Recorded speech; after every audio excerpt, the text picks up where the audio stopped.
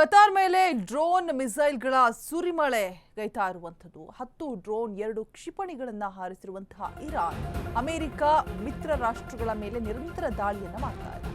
ಇರಾನ್ನಿಂದ ಬಂದ ಡ್ರೋನ್ ಕ್ಷಿಪಣಿಗಳು ಧ್ವಂಸವಾಗಿವೆ. ಅತ್ಯಾಧುನಿಕ ಮಿಸೈಲ್ ಹೊಡೆದು ಹಾಕಿದಂತಹ ಕತಾರ್ ಲೆಬನಾನ್ನಲ್ಲಿ 65,000ಕ್ಕೂ ಹೆಚ್ಚು ಜನ ಸ್ಥಳಾಂತರ ಮಾಡಲಾಗಿದೆ. ಇಸ್ರೇಲ್ ದಾಳಿಗೆ ಹೆದರಿ ಜಾಗವನ್ನ ಖಾಲಿ ಮಾಡಿದ್ದಾರೆ, ಸ್ಥಳಾಂತರ ಮಾಡಿದ್ದಾರೆ ಜನರು. ಜೀವ ಉಳಿಸಿಕೊಳ್ಳೋದಕ್ಕೆ ಬಂಕರ್ ಅನ್ನ ಸೇರಿದ್ದಾರೆ ಜನರು. ಮತ್ತೊಂದೆಡೆ ಹಿಜ್ಬುಲ್ಲಾ ಮೇಲೆ ಇಸ್ರೇಲ್ ಅಟ್ಯಾಕ್ ಮಾಡಿರುವಂಥದ್ದು. ಲೆಬನಾನ್ನ ಅಜೀಮ್ನಲ್ಲಿರುವಂತಹ ಹೋಟೆಲ್ ಕೂಡ ಉಡೀಸ್ ಮಾಡಿದ್ದಾರೆ. ಇರಾನ್ನ ಇಸ್ಫಹಾನ್ ಪ್ರಾಂತ್ಯದ ಮೇಲೂ ಕೂಡ ಅಟ್ಯಾಕ್ ಮಾಡಿದ್ದಾರೆ. ಇಸ್ರೇಲ್ ರಣಭೀಕರ ದಾಳಿಯಲ್ಲಿ 5 ಮಂದಿ ದುರ್ಮರಣವನ್ನು ಕೂಡ ಹೊಂದಿದ್ದಾರೆ. ಕ್ಷಣ ಕ್ಷಣಕ್ಕೂ ನರಮೇಧವನ್ನ ಹೆಚ್ಚಿಸ್ತಾ ಇರುವಂತಹ ಇಸ್ರೇಲಿ ಸೇನೆ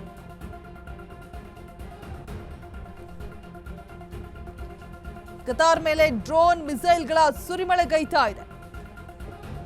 10 ಡ್ರೋನ್ 2 ಕ್ಷಿಪಣಿಗಳ ಹಾರಿಸಿರುವಂಥದ್ದು ಇರಾನ್ ಅಮೆರಿಕ ಮಿತ್ರ ರಾಷ್ಟ್ರಗಳ ಮೇಲೆ ನಿರಂತರವಾಗಿ ದಾಳಿಯನ್ನು ನಡೆಸ್ತಾ ಇದೆ.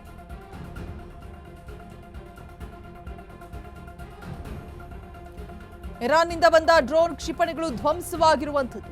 ಅತ್ಯಾಧುನಿಕ ಮಿಸೈಲ್ ಅನ್ನ ಹೊಡೆದು ಹಾಕಿದೆ ಕತಾರ್. ಲೆಬನಾನ್ನಲ್ಲಿ 65,000ಕ್ಕೂ ಹೆಚ್ಚು ಜನ ಸ್ಥಳಾಂತರವಾಗಿದ್ದಾರೆ. ಇಸ್ರೇಲ್ ದಾಳಿಗೆ ಹೆದರಿ ಜಾಗ ಖಾಲಿ ಮಾಡಿದ್ದಾರೆ ಜನರು. ಜೀವವನ್ನ ಉಳಿಸಿಕೊಳ್ಳೋದಕ್ಕೆ ಬಂಕರ್ ಅನ್ನ ಸೇರಿದ್ದಾರೆ ಜನರು. ಮತ್ತೊಂದು ಕಡೆ ಹಿಜ್ಬುಲ್ಲಾ ಮೇಲೆ ಇಸ್ರೇಲ್ ಅಟ್ಯಾಕ್ ಅನ್ನ ಮಾಡಿದೆ. ಲೆಬನಾನ್ನ ಹಜೀಮ್ನಲ್ಲೂ ಕೂಡ ಹೋಟೆಲ್ ಮೇಲೂ ಕೂಡ ಉಡೀಸ್ ಮಾಡಿರುವಂಥದ್ದು. ಇರಾನ್ನ ಇಸ್ಫಹಾನ್ ಪ್ರಾಂತ್ಯದ ಮೇಲೂ ಕೂಡ ಅಟ್ಯಾಕ್ ಮಾಡಿರುವಂಥದ್ದು. ನಜಫಾಬಾದ್, ಫೆರಡಾನ್, ಮುಬಾರಕ್ಗೆ ಗುರಿಯಾಗಿಸಿ ದಾಳಿಯನ್ನ ಮಾಡಿದ್ದಾರೆ. ಫೆರಡಾನ್ನಲ್ಲಿ 15 ಅಪಾರ್ಟ್ಮೆಂಟ್ಗಳನ್ನ ಢಮಾರ್ ಮಾಡಿದೆ. ಇಸ್ರೇಲ್ ರಣಭೀಕರ ದಾಳಿಯಲ್ಲಿ 5 ಮಂದಿ ದುರ್ಮರಣವನ್ನು ಕೂಡ ಹೊಂದಿದ್ದಾರೆ. ಕ್ಷಣ ಕ್ಷಣಕ್ಕೂ ಕೂಡ ನರಮೇಧವನ್ನ ಹೆಚ್ಚಿಸ್ತಾ ಇರುವಂತಹ ಇಸ್ರೇಲಿ ಸೇನೆ. ನೋಡ್ತಾ ಇರಬಹುದು, ಇತ್ತೀಚೆಗೆ ದುಬೈ, ಅಬುದಾಬಿಯಲ್ಲೂ ಕೂಡ ಹೋಟೆಲ್ನ ಧ್ವಂಸ ಮಾಡಿದ್ರು. ಅಮೆರಿಕನ್ಸ್ ಎಲ್ಲಿ ಜಾಸ್ತಿ ಇರ್ತಾರೆ ಅಲ್ಲೇ ಟಾರ್ಗೆಟ್ ಮಾಡಿ ಎಲ್ಲವನ್ನೂ ಕೂಡ ಧ್ವಂಸ ಮಾಡಲಾಗ್ತಾ ಇದೆ. ನಮ್ಮ ಭಾರತೀಯರು ಕೂಡ ಅಲ್ಲಿ ಸಿಲ್ಕ್ ಹಾಕೊಂಡಿದ್ರು. ಬಟ್ ವಾಪಸ್ ಕರೆತಿರುವಂತಹ ಪ್ರಯತ್ನಗಳನ್ನ ಈ ಕಡೆಯಿಂದ ಮಾಡಲಾಯಿತು. ಎಲ್ಲರೂ ಕೂಡ ಸೇಫ್ ಆಗಿದ್ದೀವಿ ಅಂತ ಹೇಳ್ಬಿಟ್ಟು ವಿಡಿಯೋ ಕಾಲ್ ಮುಖಾಂತರ ಎಲ್ಲವನ್ನೂ ಕೂಡ ಅಲ್ಲಿನ ಯೋಗಕ್ಷೇಮಗಳನ್ನ ತಿಳಿಸ್ಕೊಟ್ರು ಹೇಗಿದೆ ಅಂತ ಹೇಳ್ಬಿಟ್ಟು. ಇದೀಗ ಕತಾರ್ ಮೇಲೆ ಡ್ರೋನ್ ಮಿಸೈಲ್ಗಳ ಸುರಿಮಳೆಗೈತಾ ಇರುವಂಥದ್ದು. ಅಮೆರಿಕ ಮಿತ್ರ ರಾಷ್ಟ್ರಗಳು ಅಂತ ಯಾವುದೆಲ್ಲ ಇದೆ ಅದೆಲ್ಲದರಲ್ಲೂ ಮೇಲೂ ಕೂಡ ನಿರಂತರವಾಗಿ ದಾಳಿಯನ್ನು ನಡೆಸ್ತಾ ಇದೆ.